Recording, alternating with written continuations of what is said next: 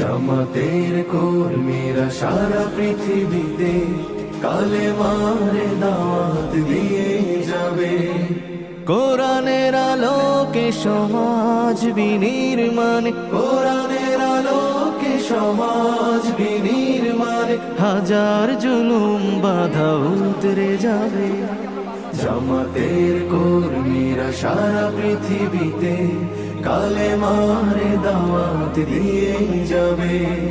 জামাতের কর্মীরা সারা পৃথিবীতে কালেমার দাওয়াত দিয়ে যাবে।